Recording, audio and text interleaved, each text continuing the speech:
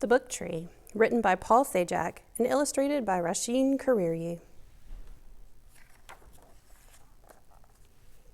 Nestled in the branches of a tree, Arlo opened his book and breathed in. Beginnings were always the best part. They smelled as if anything were possible. Bonk.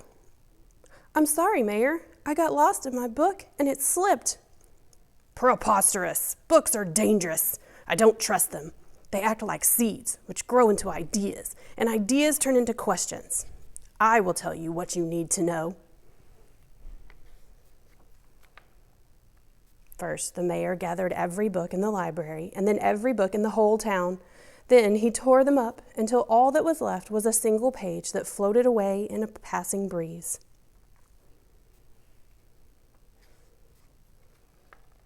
Arlo chased the page as it blew across town. It reminded him of a dandelion seed drifting on a wish. When it landed, the muddy earth swallowed it letter by letter until it too was gone.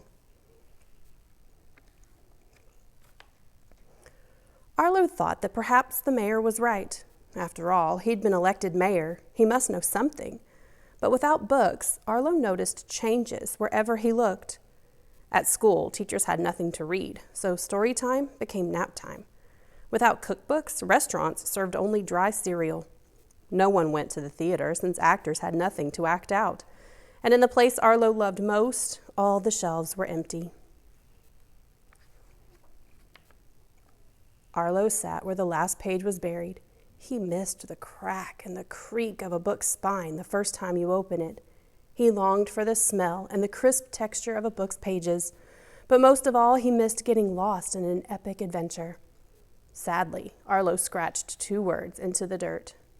Endings were the worst part of any book. But as he stared at the words, they grew into an idea. Arlo sat with pencil and paper and let his ideas flow. He read his stories out loud to anyone who passed by, but no one stopped to listen. Then Arlo heard something, a sound he thought he'd never hear again, that familiar crack and creak. When Arlo looked for the source of the sound, he saw a sprout springing from where the page had been buried. It began to open its leaves. It reached for Arlo's words, begging for more.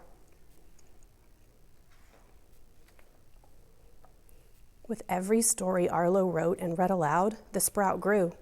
Arlo wrote a story about a giant, and the tree grew tall, stretching for the clouds.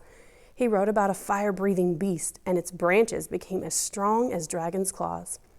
He wrote about a magical swan made of paper, and blooms of tissue paper blossomed into books.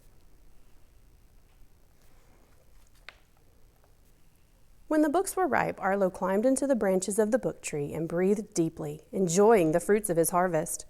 While Arlo read, a friend stopped under the tree. I'm bored. There's nothing to do.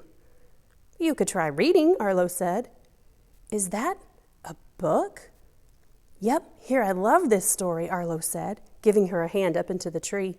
The two shared the shady spot.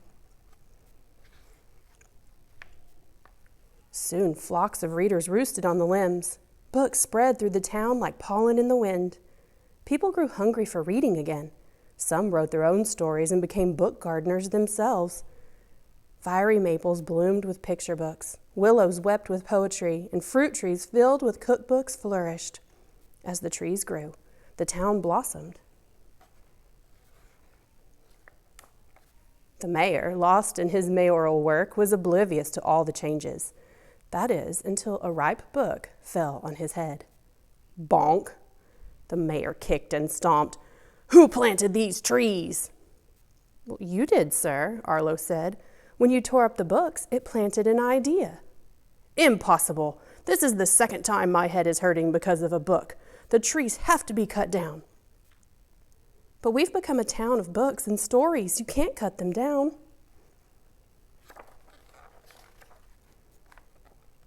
The mayor walked the streets of the town. He gorged himself at one of the 5-star restaurants, caught a show in the park, and lost himself in a story about a boy fishing for a whale in a puddle.